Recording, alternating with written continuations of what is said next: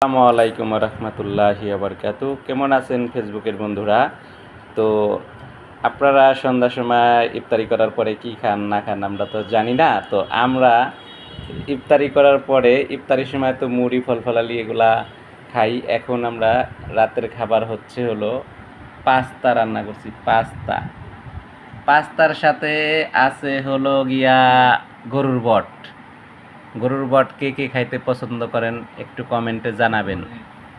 আর এতদিন তো আপনাদের সাথে ঠিকমতো ভিডিও দিতে পারি নাই, আপনাদের সাথে যোগাযোগ রাখতে পারি নাই কাজের চাপের কারণে। এখন থেকে ইনশাআল্লাহ লেগে থাকবো, দেখি ফেসবুক থেকে কীরকম কি পাই।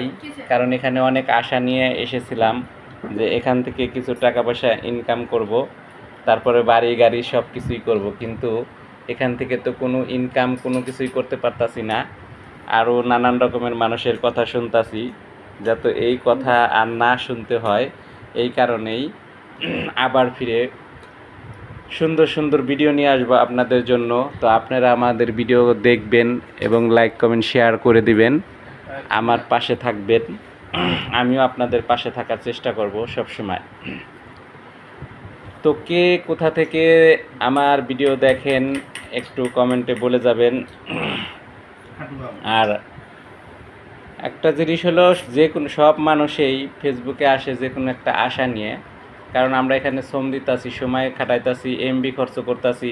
তো এখান থেকে যদি আমরা কোনো টাকা পয়সা ইনকাম না করতে পারি তাহলে তো এখানে থাকার চেয়ে না থাকাটাই বেটার। কারণ এখানে বেশিরভাগ অনেক গরিব মানুষ কন্টেন্ট ক্রিয়েটর আছে, তারা কোনো সাপোর্ট পায় না। অথচ দেখেন বড় বড় আইডি, সেলিব্রিটি, কোটি কোটি টাকার মালিক যারা, তাদেরকে সবাই সাপোর্ট করে।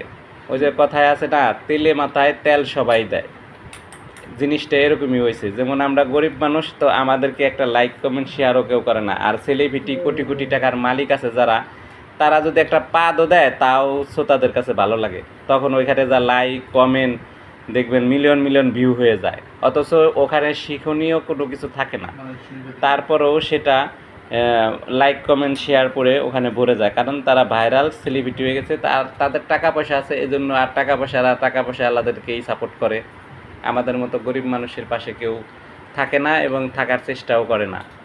তো যাই হোক, আমার মতো গরিব যারা আছেন ভাই, তারা আমার পাশে থাকবেন, আমিও তাদের পাশে থাকবো, এটাই হলো সবচেয়ে বড় কথা।